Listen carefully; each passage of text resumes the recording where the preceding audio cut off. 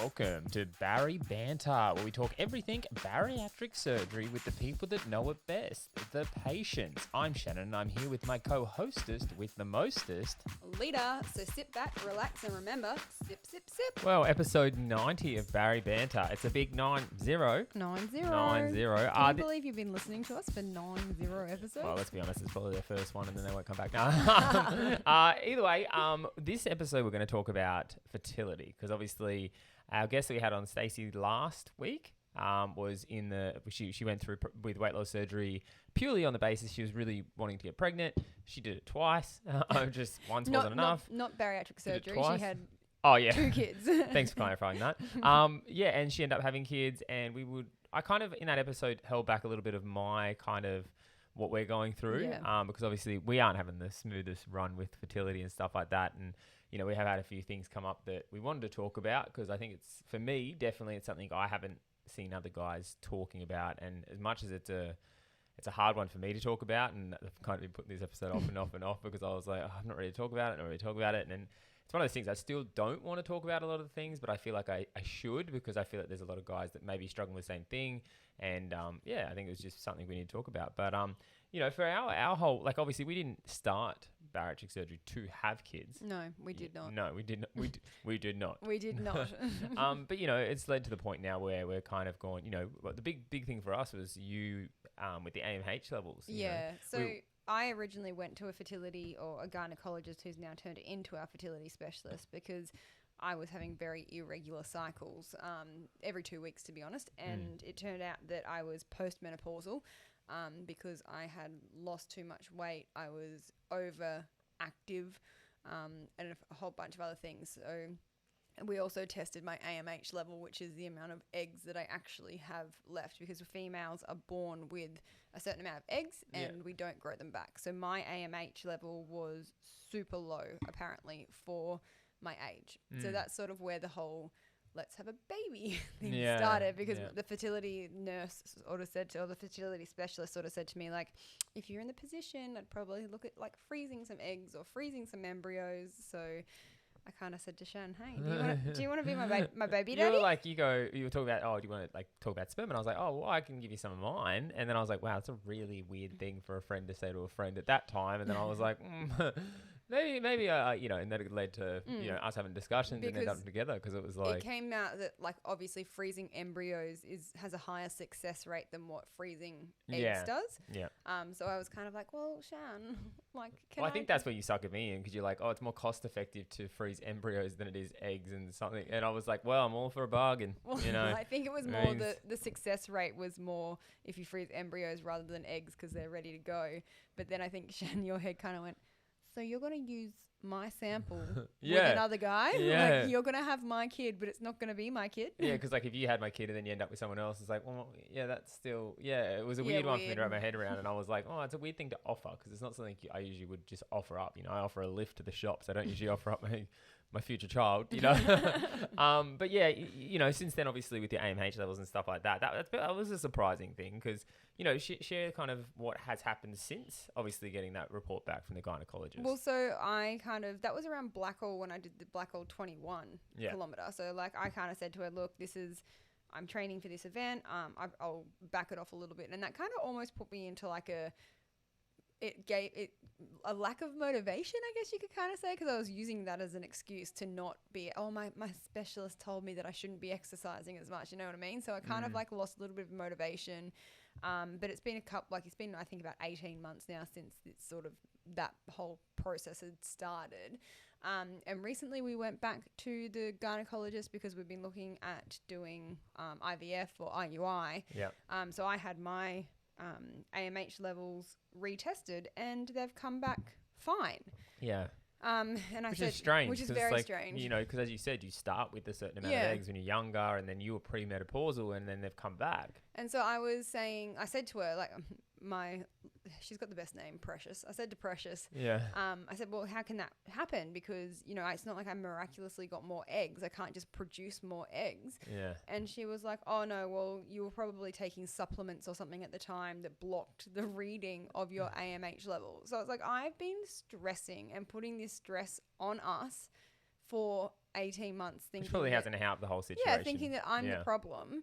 Or not the problem, but like it's now I'm the problem. No, but like, you know what I mean? Like putting this like, oh my gosh, if we don't have them, if we don't have kids soon, it's not going to happen. My timeline, blah, it's blah, like it's ticking. like, the time's ticking. You know, like I pretty much got told that I had an AMH level of like a 45-year-old woman. So it was just kind of like, well, it's not ideal to be having kids when you're 45. Like nothing against people who are having things later in life, but like your body clock, so to speak, is sort of like you're running out of eggs. So, and when she gave you that news, like about you having that low AMH, did she say, you know, we'll retest it, revisit it because it could be? It was just literally.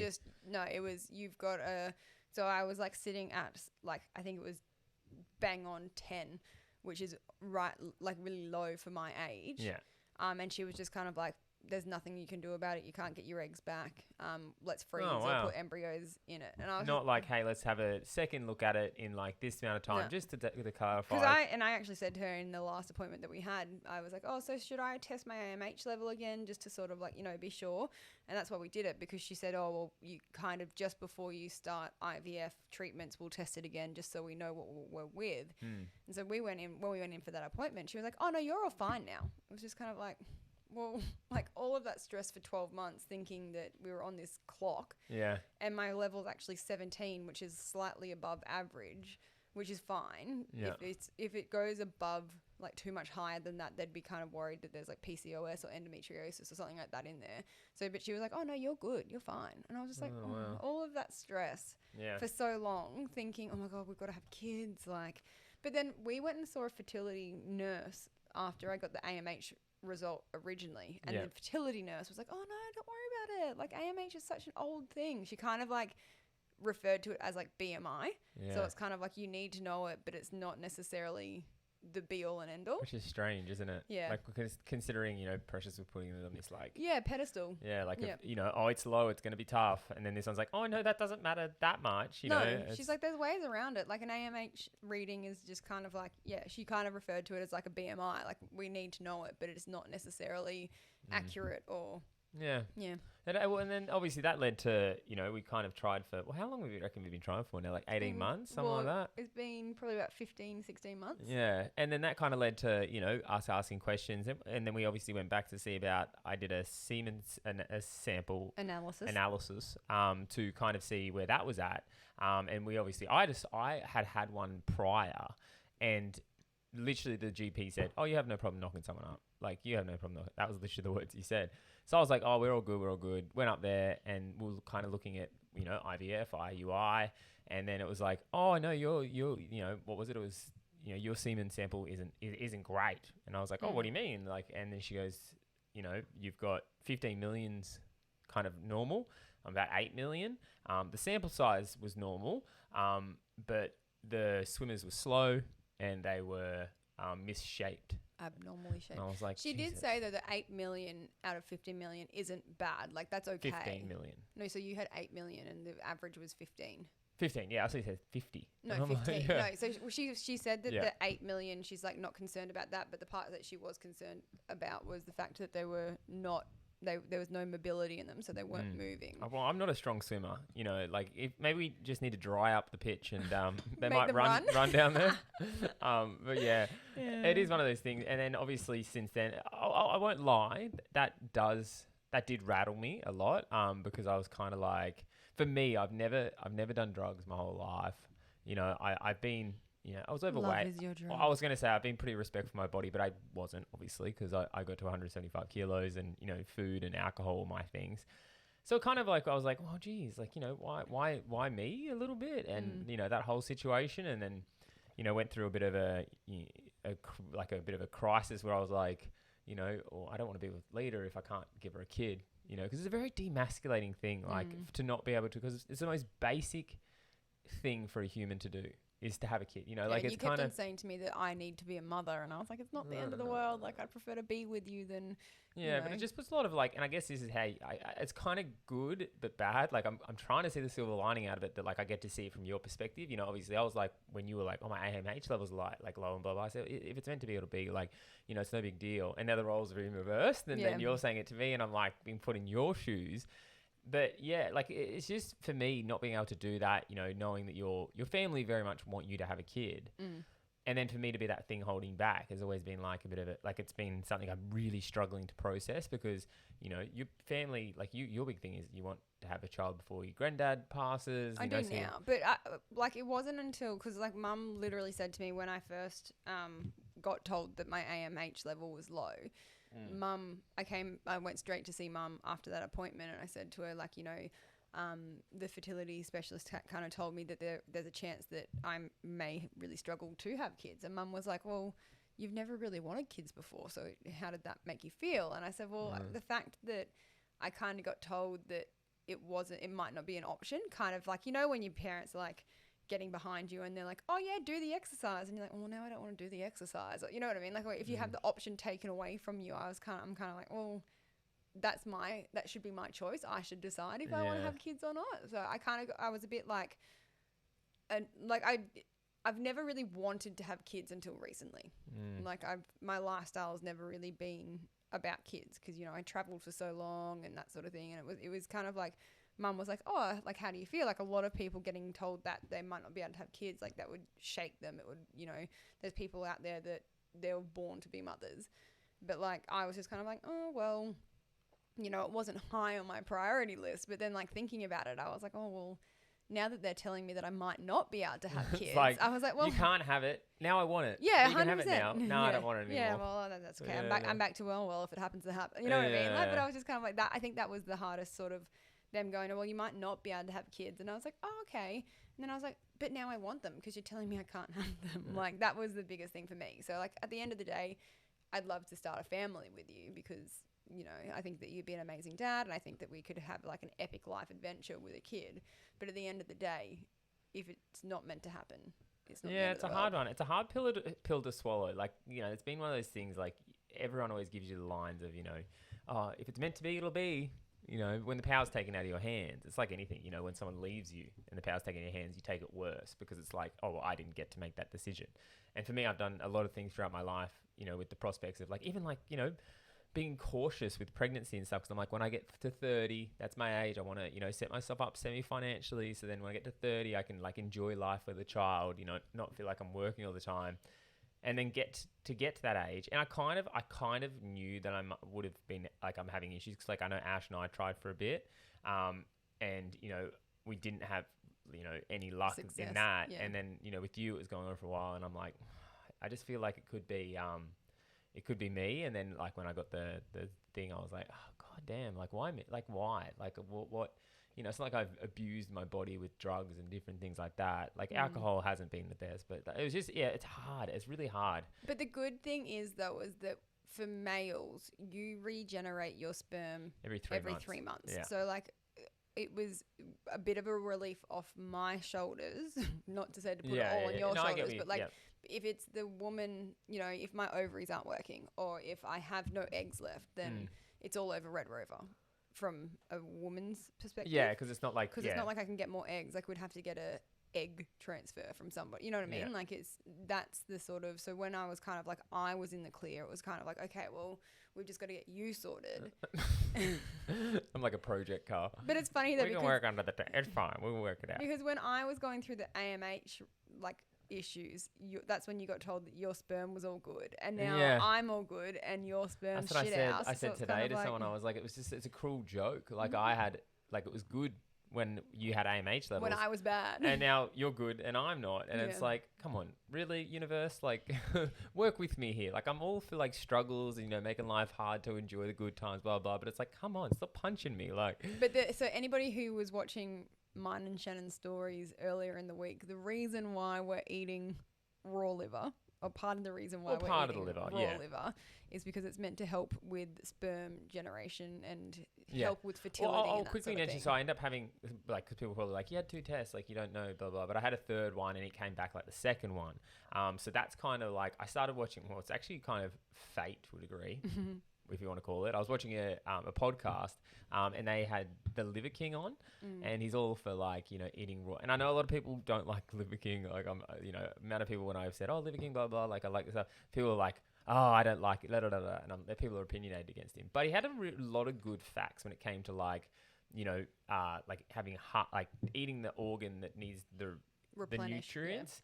And, you talked about obviously with the liver that, it has the hormone in it that helps with sperm mobility and stuff like that. And I didn't know this, and I don't know why the gynecologist didn't talk about it. Because it's funny how she automatically went to, we'll go to the next. Yeah. Because what's the next one after IVF? So it's IUI, and then it's IVF, and then it's not necessarily the next thing. It's just another process part of the IVF. So obviously, it's IUI is literally they put it in a petri dish, I'm assuming? No. So IUI is literally they get like this is not the term in the proper fit, but they essentially get a turkey baster and put your sample inside me in like and go, hey guys, this is where you need to be. Friends. They put it in like a day before I ovulate or around the time that I'm meant to ovulate when I have the right amount of follicles in my uterus, and they go, okay, you've only got to go 100 meters rather than 10 kilometers. You know what I mean? Like they kind of like, here it is, off you go. Like it's kind of like essentially being kind of like be friends. So IVF is the petri dish. So IVF is where I don't even know what a petri dish is. No, so IVF is where like I do hormone injections to make that it's really, really annoying too actually, because I have to do 2 forms of injections. The first one is to like bring on ovulation and get me into an ovulating state essentially, and then once I'm there I then have to start doing second injections to keep me there. Yeah, that's pretty crazy. So it's kind of like being like, okay body, do what you need to do, okay you're in the right spot, stop now, and you keep on injecting until that's the case. And then they get your sample and pop it in there at the right time. Okay. And then I'm pretty sure ICs is where they then get the petri dish and go like, so they still have the petri dish, and they like essentially both with IVF and IUI they essentially like they concentrate it, so they get rid of the ones that they're a little bit like slow and abnormal, and they literally just use the best ones. But then with IVF that you like freeze different embryos and stuff, and then you choose the strongest ones, so they might retrieve like say 8 follicles out of me and then get your semen and put your best swimmers into my 8 follicles. But then there's a certain period of time, I think it's 5 days, that they have to like incubate, so to speak. And out of those 8, only 1 might be good. And then they put that in you. Put that in you. Yeah, put it in you. But then ICs is like they actually do something further and they choose 1 solid sperm. And I think they actually like watch it generate and make sure that it's like actually doing its thing. They don't just sort of put it to the side and be like, let's hope that one of them sticks. They actually kind of like monitor it and like have a doctor watching it. To be like, why are you watching me? This is weird. Like that's very loose terminology because we haven't looked into it very much. As far as I know from the brief conversation that we had with the fertility nurse, that was sort of the 3 different steps. Yeah, and I'll be honest, that to me, I was comfortable with IUI, IVF. I just don't feel comfortable with any process further than that because, and I understand you're kind of like, but it's just, but for me, I don't know. It just doesn't, for me, it doesn't sit right. Like I know a lot of people go through with it and stuff like that, but I kind of just don't see it as how I want to bring a child into the world because, like my big thing is like, I don't want to say like I'm going to raise an entitled kid if I just hand it to it. You know what I mean? Like, I don't know. For some reason, turtles for me have always been like, they're my spirit animal because, they're born, they've got to fight through the sand. They're going to, and they end up the most humble, beautiful animals because they do the hard yards. I don't know. And in my head, I'm like, if we're trying to just going, here you go, I'm going to gift you the path. It probably wasn't meant to be. If we kind of define biology in my behalf. We've not had this conversation off the podcast, what I'm about to say to you now. So this is like first reactions. But I think the plan in my head would be to sort of, for both of us to really focus on our health and our fitness and get ourselves like, back to being a really good, healthy, fit selves. Maybe go down the line of doing like seeing a naturopath and figuring out all of the different like vitamins and those sorts of things that we can be taking. Apparently acupuncture is amazing for fertility and helping that sort of thing. So let's go shove some needles in your balls or something. I don't know. What? It sounds like normal Saturday night. Yeah. That's what we're going to do after the podcast, right? Jesus. No, but like I think that's what I would like to do, sort of like almost do more of a holistic approach rather than, because like the last guy, like the last specialist didn't really give us any options. It was just kind of like, cool, like your semen's not great, but we'll just take all your money and we'll do it this way. Yeah, well, that for me to find out of a podcast that a certain vitamin helps with fertility, and that same vitamin that liver brings is also, I wish I knew which vitamin it was. I was going to look this up for the podcast. Alcohol takes away. So I didn't know, and I don't know why that isn't part of the spiel when they talk to you, like with fertility and stuff like that, because I know they're out to make money, but like, you know, wouldn't you be like, oh, hey, like, just until your next test, try and cut this out, and introduce this and this and this, because these are this is what helps and this will hinder. Like, there was none of that She talk. didn't tell us anything. But I think, like, obviously, like, we would, when I had the chat with the fertility nurses, they were kind of like, oh, how much alcohol do you drink and how much coffee do you drink and all that sort of stuff. So I guess, like, it's there. The information could have been there had we have asked for it, but we didn't. But anyway, like, regardless, I just think that we just need to, and there's so many things out there, like, you can be, like, both of us can start taking, like, women's health and, like, pregnancy, women's health vitamins and, like, pregnancy vitamins and all that sort of thing. And I'm pretty sure, like, if you start eating zinc and that sort of stuff to boost that's, it, again, like, liver is really high in zinc and stuff like that. Like, and I just want to incorporate, look for, it's good because it's been a good trigger for me. I've always wanted to quit alcohol. And honestly, I think finding out about that vitamin is what the trigger was that made me go, because I have not struggled with not drinking. Like, I've had 4 drinks in 2 weeks, and it was both on, like, because on a Friday night, and I didn't feel like I needed to, but I was like, oh, I will, you know. And throughout the week, when I try and stop alcohol, it's been like a struggle every night. Like, I think about it, blah, blah, blah, blah. But since I found that fact out, and I'm like, wow, this could actually be hindering what I want. Like, it's just kind of like I've started hitting coconut water. I'm very proud of you too, because, like, I've had a few drinks throughout the week. Like, your mum's come over and we've had there's been some random celebrations that we're like, let's celebrate. Yeah, literally, it's Wednesday, let's get a drink. Let's celebrate. But, like, so in the last 2 weeks, your mum's come over and I've had 2 glasses of wine with her both of those nights. But it used to be for me that I would have those 2 glasses of wine, and then because the bottle shop's only 80 meters away, yes, I have measured it on my Garmin. The bottle shop is 80 meters away. Like, it was just kind of like, once, you know, you've always said drink 1 and 2 makes drink 3 and 4 taste really good. Sound like a really good idea. Yeah. So, like, I'd have those 1 or 2 drinks with your mum, or I'd have those 2 or 3 drinks with your mum, and then, like, I'd walk across the road and get another bottle of wine, and then, you know, that was the end of it, sort of thing. Like, meaning that was the end of the next bottle, sort of thing. So, like, I'm really proud of myself for stopping at 1 or 2, but I'm super proud of you for not even cracking one. It's not something even to be like, oh, you know, well done, because honestly, it's been easy, which is weird, because I've tried 20, 30, 40 times in the past, because alcohol isn't a thing that I like. Like, I've come to realize, I think I like the idea of it more than I liked it, because I don't like hangovers. I like waking up early in the morning, going for runs and feeling good. And I've worked so hard to kind of, like, you know, obviously since weight loss surgery, to feel good. That's always been the thing, is like to feel healthy, fit, and I was putting this stuff into my body that was going against that, like for a feeling, you know, that. And I won't lie, the first, like, if you have a big day at work, you come home and you have your first drink, I'm like, oh, that went down well because you dehydrated. But really, like, coconut water has been doing that tenfold for me. You know, coming home and having an ice coconut water, I'm like, oh, that hit the spot. That was what I needed, to sit there sipping on it. And even, like, with alcohol, if I haven't really, like, I think the first one I had with Dad for Mother's Day, when I had 2, I took 3 beers, I came home with 1, I had 2 when I was there. The first one was like, yeah, but the second one I was like, I had left like quarter in it, because I'm like, I actually don't want to drink this. I don't want to drink this. Like, I was only drinking it because I guess, like, I felt like I had to, because I was in a social environment that, you know, usually says have alcohol. And that's been the biggest thing for me, is just like, I don't like alcohol. I think it's the social standard that people say, you know, you drink and you have fun, is what was making me drink. Well, like full disclosure, I will, after, because it's 6 o'clock on a Saturday night and we're doing this podcast, I am going to go over to the bottle shop after this and get a bottle of wine, but I'm going to buy a slightly more expensive bottle, so it's actually a nice tasting wine, not the bottom of the shelf that costs $5 a bottle, and I'm only going to have 1 or 2 glasses for the actual taste of the wine, because I really enjoy the taste of wine. Like, it's weird. So many people are like, ew, why do you drink wine? But I would like to just go and get a nice bottle and drink 1 or 2 glasses after we've had dinner and just be happy with that. Yeah. Like, I don't think that there's anything wrong with doing that, but this is coming from somebody, and I'm almost ashamed to admit it. I was drinking more than a bottle of wine every night. Yeah. Straight, like every single night. Yeah.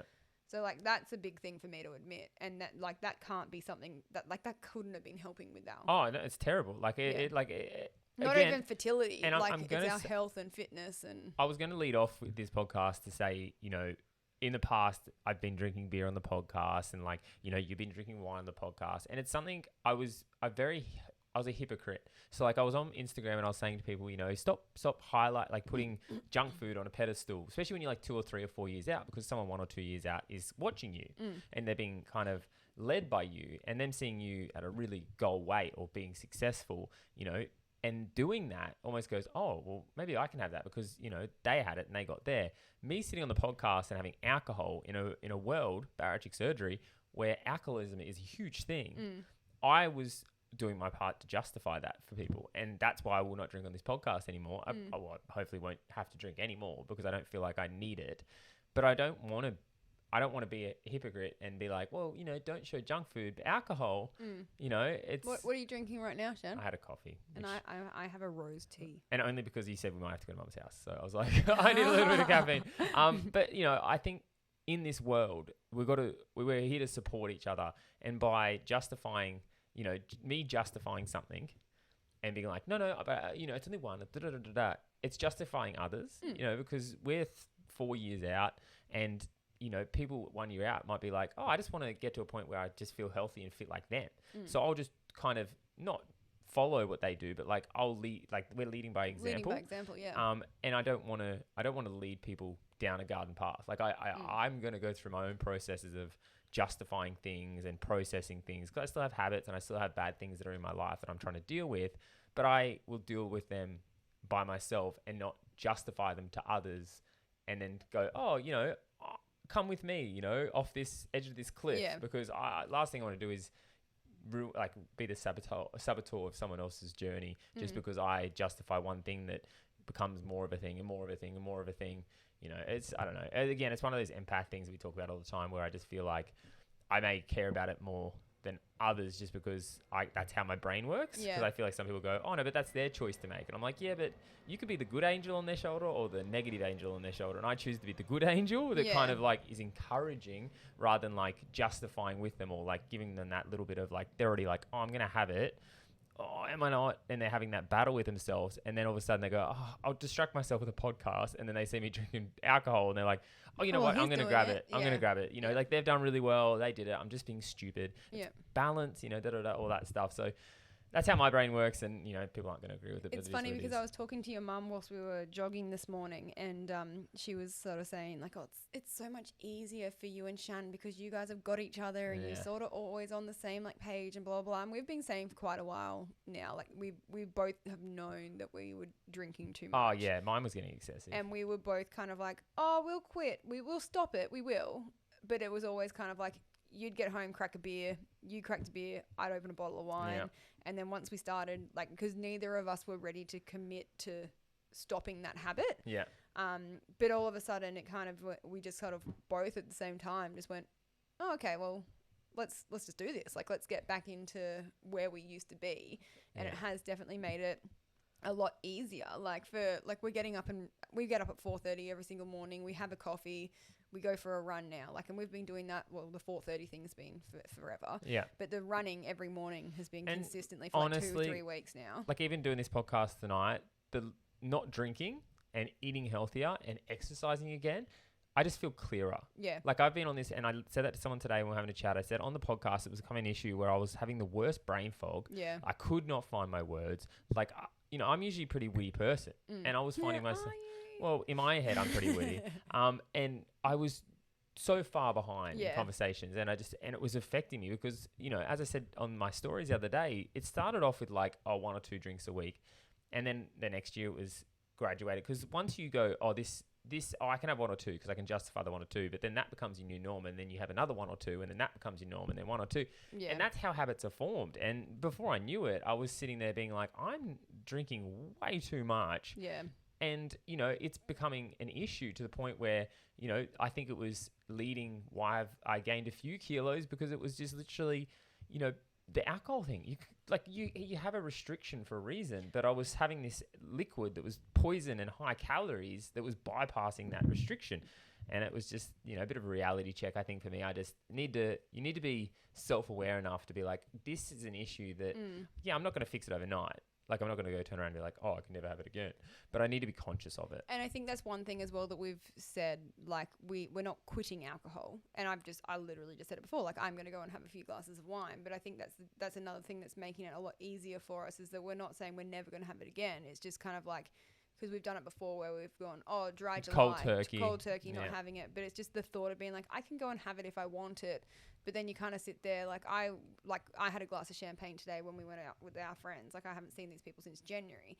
And I tell you what, after that one glass, I came home and I was so tired. And part of me was like, just go across the road and get another glass, like get a bottle of it and just keep on drinking. And I was like, but that's not going to fix the situation right now. Like, just sit in bed, relax for a little bit. Like, then we got up and went for a walk with the dogs. Like, but I think it's just the whole, like, we're not going cold turkey. It's kind of like, if you want to do the options there. But saying that, it's like, I'm not going to just give in to that when I feel the urge. Like, I'm not going to be like, I told myself, like, and I kind of did that Friday night, and I wish I didn't, but it was good because it kind of said to me, I don't want this. I didn't need it. Yeah. I literally now will not drink at home, like in my house. Like, if I go out for dinner, I go to someone's house, I have the option to do one or two for the social aspect of it. Yeah. But at home, there's no point. Like, what is the point? Like, I'm sitting here having one or two drinks just to have one or two drinks. Like, why? Like, it's only just kind of dangling a carrot in front of my face, you know, I definitely would have had an alcohol issue, you know, for me to get to the point where it was becoming an issue. So why dangle the carrot? Yeah, fair enough. Yeah. So for me, I know with you, it may be different. And at the end of the day, it's your life. It's whatever you do. So I'm not going to sit here and be like, you need to do this. But for me, I don't see a point in sitting at home and drinking. Like, if you and I go across and sit on a deck and have one, like a drink or whatever, that's different. Like, for me, sitting at home, there's no benefit. I could have a coconut water and just have a good time with you. I don't need to bring alcohol, especially like one or two. You know, if I was going to get shit-faced, which I don't want, because I hate that, because I hate the thought, like, and this is, again, at the wedding that we just went to, I had way too many drinks, and I literally hate waking up the next day being like, what did I say? What did I do? Because I become an exaggerated version of myself. And I don't really like that exaggerated version. I like to be consciously aware, and alcohol makes me unconsciously. But I guess some people like that because they can kind of go, but I was drunk. Yeah. But I don't want that. I want to have good conversations, good interactions, and remember and be self-aware throughout that interaction to be like, you know, was I being stupid or disrespectful to someone just because I thought it was funny and because I was drunk? It's like, you don't have that self-awareness enough to kind of be like, you know what, you know, I did pull my head in a little bit here.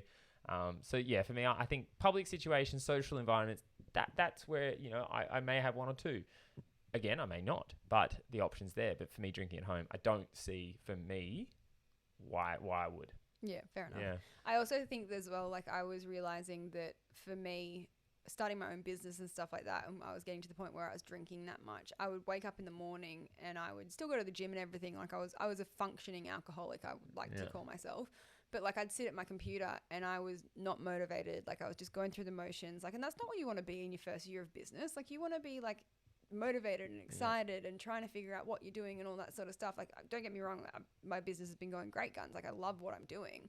But even in just like the last 2-3 weeks, I'm actually like, I'm passionate about it again, and I'm excited, and I'm like making moves again because I don't have brain fog, and I'm not just like going through the motions. Like, I'm not just waking up with a bit of a headache, going to the gym, coming home, being like, okay, now I've got to go to work. Like, I'm actually excited and passionate about things again. So yeah. Well, went from being a fertility episode to talking about alcohol. This is what happens when we don't write notes. We just go off on a tangent. I think it was always going to go there. But I think it goes hand in hand. I think, you know, understanding that, you know, our body's a machine that needs to be run a certain way, and kind of understanding that. And I think that for me has been, I always say, the reason I got overweight was a huge part of that was nutrition, not understanding food, not understanding calories, not understanding things like that. So for me, I'm trying to educate myself through calories, all these different methods that people use to understand food. For me, that's the next step I need to do, because not knowing that this alcohol would affect it this way and this food could help that. If you look at your body as a machine, and I want my machine to run well, I want it to live for as long as it can, healthy, happy. Last thing I want to do, we only get one machine. So why am I not educating myself on how to service that machine? That's how it goes hand in hand, because if you are going through with the fertility thing, and I understand some people won't be able to, and it is what it is, but if you're doing, I've always said, I will never stress over the things that I can't control, but if there's something I can do, I will do it to see, to give myself every chance of it happening, or whatever the situation is. Because, if I have something negative happen in my life and I can't change it, I don't stew over it, because I'm not going to waste good moments on stuff that you can't change.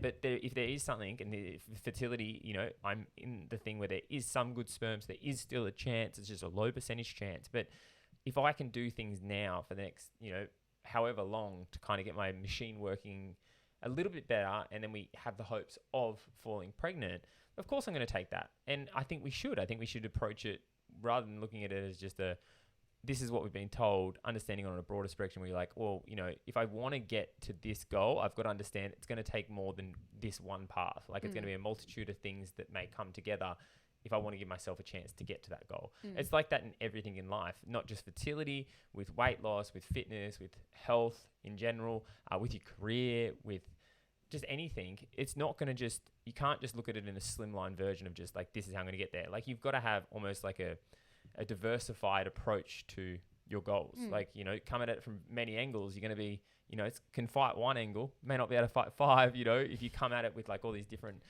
directions with different approaches. So. Well, I think my game plan in my head, which again, I haven't actually had the chance to voice it to you, would be to spend the next 3 to 6 months just working on, trying to get our health, doing what we're doing. And honestly, I'm so happy just waking up, running. Way to cut me off, Shannon. No, but like it's not like we're going to do this for this 6 month period only to make it work. Oh, no. Like we are, I feel like, or I am, I'm not going to speak for you, and I will never speak for you, but like, I feel like we're in a better headspace. 100%. I just said that. Like I'm waking up and I'm like motivated. I'm motivated again, and I'm passionate about things again. I'm not just going through the motions. And like I was saying to your mum again this morning, that like a lot of the reason in the last sort of 12 months that I've sort of been just waking up and going through the motions is because like I've been comparing myself to me at my fittest, and I'm not at my fit. Well, I'm at a different kind of fit now. And like I kind of had this realization like a little while ago, like I can't run like I used to. And instead of me getting up every morning and trying to better myself, I just kind of went, oh, well, can't do it anymore. Yeah. I'm just, that ship sailed. And it's kind of like, well, you're never going to improve on that if you don't try to improve on it. Like, but if you just accept it, or if you get demotivated, and that's like we talk about motivation all the time. And, motivation is one of those things that comes and goes.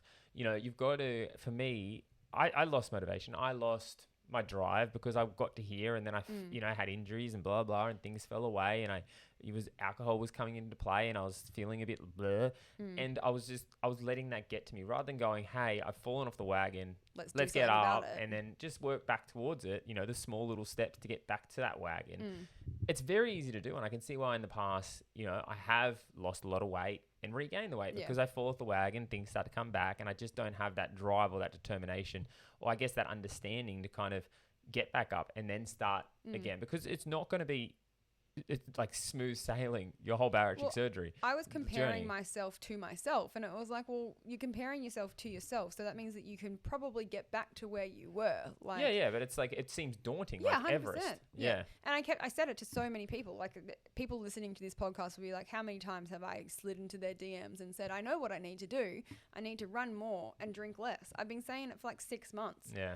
And 2 weeks of running more and drinking less, I feel $1 million again. Like it's just, I've known in the back of my head that I was slipping into like a hole, and I was just like getting into this place where I was like, oh well, rut, I'm in this rut. I'm comfortable in this rut. Like it sucks, but like I'm also not so far in a rut that I'm like, wow, my life sucks. You justify, and my thing, I was justifying everything because it's like, you get in this headspace where it's almost like a self-sabotage headspace without realizing it's a self-sabotage headspace. I never once stood there and went, I'm going to do this because it's going to get me back here and this is what I deserve. No, it was just like just giving up.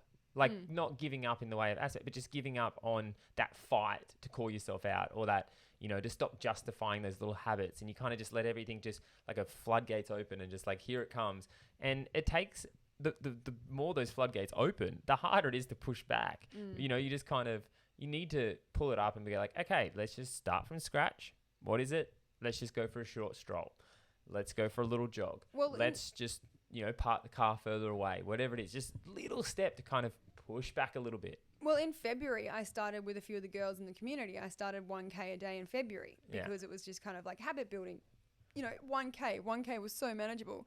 And I did that. And it was, for me, it was drink 2 liters of water every day, which I've done pretty much every day solidly since January, because I bought myself that new bottle and I make sure that I drink a whole liter of that before I drink all 2 liters of that a day. Like, that's my non-negotiable. And then I was kind of like, okay, well, I'm also going to get up and do 1K every day, because one day is super manageable. Like, it's 500 meters, 500 back. And then the other thing was, I'm going to have 3 alcohol-free nights a week. The first 2 I could do easily. It was the third one that I just really struggled with. And I think I probably did it for 1 week in February, and the rest of the time it was just kind of like, you know, I maybe had 1 or 2 nights off, but I never actually got to the 3 full nights off alcohol a week. Yeah. And now fast forward to what we're in May, and it's quite easy, so to speak, to not want alcohol at the moment. We're running 2Ks minimum a day again. Like, it's just crazy how once I kind of, something obviously clicked in both of our heads, and we just kind of went, all right, now pull yourself out of the hole. It's that first step. Like that first morning, you know, I was lucky with the stepping thing that kind of made us do the first one. Yeah. And I was like, oh my God, why am I struggling along 2Ks? Like, I've done 100Ks in the past. Like, why is 2K so hard? But then the next day I got up and did it again. And I was like, oh, it's still hard, but it's a little bit easier the next day, you know. And it's just being that gradual thing. It's like 2.5, 3 weeks later. And I just feel, I'm like, oh my God, I've missed this. I've missed this feeling of fit. I've missed this feeling of just like that rush of blood after you finish, and making better decisions throughout the day, and, you know, putting those efforts in where they matter, like the little efforts. It's just like changing this meal for this meal, or, you know, rather than grabbing that, you grab that, you know, that drink or that water rather than that soft drink or whatever it is. And it's just those little things that are so easy and so manageable, because if you try and change like something massive, it's not going to stick. But like those little changes add up. Well, and I was saying to somebody the other day as well, like, the reason, because we were being like, yeah, but we are still running every day. But like, so I used to run at, say, comfortably, my average pace was a 6:30 pace, right? And now recently I've been running at like a 7:30, 7-minute pace, which is still a decent pace for me. But I was saying to somebody, I don't get it. I'm out running like 3 times a week, but I'm not getting any results. And then I was talking to this person about it. I said, because I'm not pushing myself. Like, you don't get results in comfort zones. And for me, I was kind of like, yes, I'm getting out. Like, I had this thing in my head that was like, oh, well, I'm getting out and I'm moving. Moving's better than not moving. But for me, personally, because I wasn't really pushing myself, I wasn't getting the results. Like, getting I was out burning calories, but I wasn't putting myself in the discomfort where I was actually getting better. You know what I mean? Like, you're not going to get results if you're not trying for results. And I wasn't trying for results. But that's also like movement. Movement will reflect, like, you know, if you do it high intensity, blah, blah, you're going to burn more calories, your heart's going to pump more, and you're going to get a certain result. You can still move at another pace and get another result. Not saying one result's worse than the other, but it's like you were like, no, but I want to push myself more often because I want to feel what I felt when I did that. Yeah. So it's one of those things, you know, you get out what you put in. Yeah, 100%. And that's what it came down to. Yeah. Yeah. But in my 6-month plan for us, going back to that. Oh my God, there's so many plans. No, well, this is it. Like, I would like to spend the next 3, because you generate new every 3 months. Yeah. So for the next sort of, and that 3 months is based on what you were like the 3 months before. So like, you know, you had a sample done this week. Yeah. So it's 3 months from now. Yeah, that's what I mean. Like, I'm just explaining, like, you know, in the 3-month cycle for males, it's a reflection of the 3 months prior. So like with your diet and exercise and blah, blah. Like, so obviously my 3 months might have started the day before my last sample. So in 3 months time, like say 4 months time, if I was to say, that would be a reflection of what I'm doing now. Yes. Yeah. Yeah. So I think what I would like to do is just work on us doing what we're doing at the moment. maybe look into different supplements, not like supplements as in like chemical supplements, but just like how we can be eating more like different things in our diets to potentially help our fertility. Well, I'm just going to keep trying to educate myself. This liver thing's opened up a whole nother world where I'm like, what else don't I know in this kind of area that like would help with fertility, like foods and stuff like that. And then I think I'd like to get a second opinion. Not go back to our original. Well, I think I would like to do another sample just to kind of see how it's progressing and then compare the two and stuff like that. I think I'd like to get a second sample done, but see a different specialist so we can hear a different result. Yeah, but long story short, we'll wrap this episode up. But like, guys, I know there's people out there that like it seems to be the more you talk about it, the more people that come forward and say they're struggling as well. It's mentally hard. Like, I'm not going to lie. I went through, when I got that second result, like a dark place. Like, I felt so just like, why me? You know, like I was really struggling with the mental side of that, you know, especially to do with you and, you know, feeling so demasculated. Like, I've never felt so unmanly in my life. Like, I was literally like the most simple thing I can't do. Like what is it even the point? Like, if I can't, you know, have a child and blah, blah, blah, as a male, I can't do that for you. What kind of male am I? You know, and they were my mental processes, and it was really hard to kind of wrap my head around it. And it still is. It still is. It's not going to be something that I'm just going to be like, oh, it is what it is. You know, that isn't, you know, unfortunately, it won't be a thing that you can just be like, it is what it is. No. Because for me, you know, it goes like you feel like almost like a failure to a degree in a certain aspect of your life. And that's how I mentally feel. And I know some people go like, don't feel like that. But it's like, that's how you feel. Because, well, that's how I felt too when I kind of got told, like, even though I said, you know, it wasn't necessarily something that I always wanted to do. But when they told you that it might not be a thing, like, I was just kind of like, well, women were put on this earth to have babies. Well, like, reproduction. Yeah. Like, it's so, like, for me, I'm a very much an overthinker, and I just think about how complex having a child is. We wouldn't have evolved with like to that point if it wasn't meant to be a thing. Question, maybe a vulnerable question. We were in a room today with a few of my friends who had two that was new hard. Babies. How was that? Like, I know, like, it's hard for me, but like, how did you? You at one point, and I looked away because I was a bit like, oh, that kind of sucked.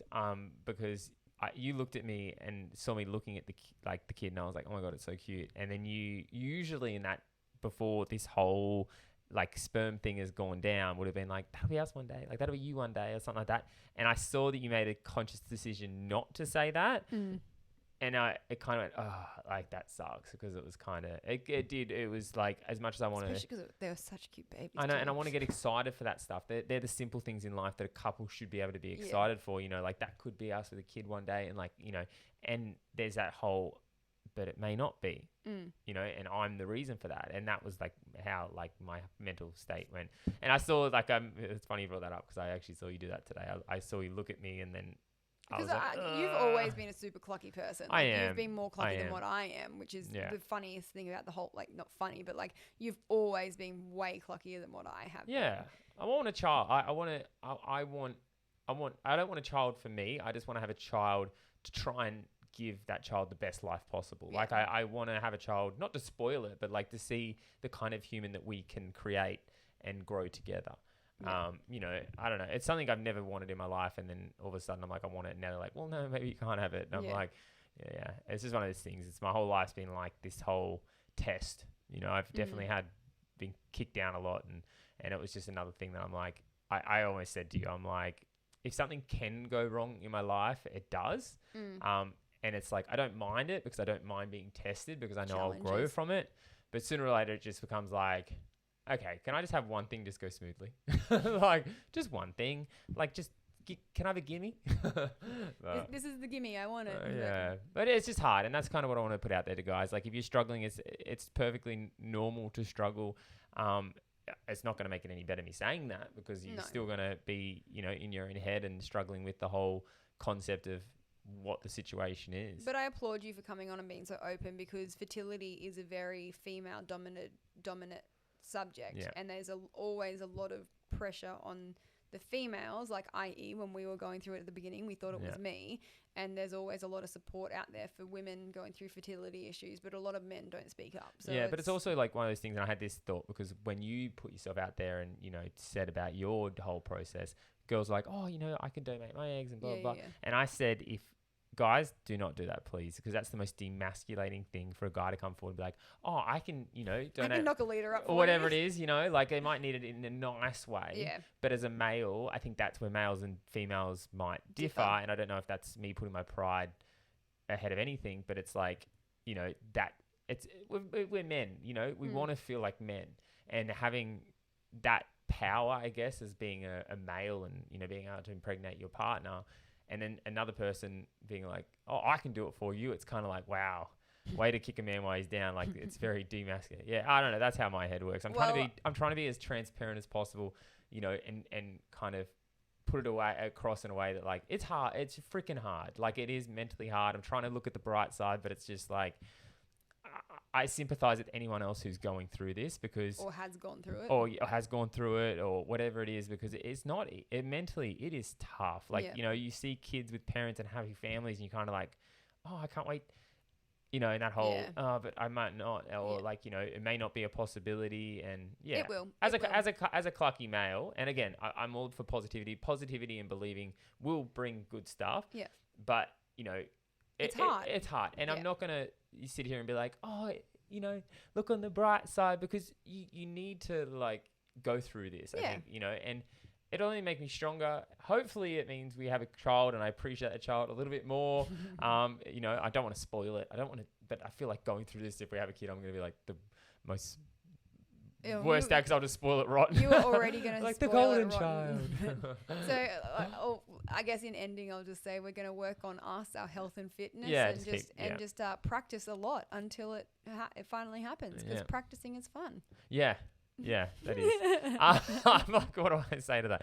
But yeah, I actually said it to someone today. I'm like, I always said I didn't want it to happen instantaneously, because I wanted to enjoy the process, because some people are like, you know, which we talked about today, where people were like, oh, I just got off birth control, it happened straight away.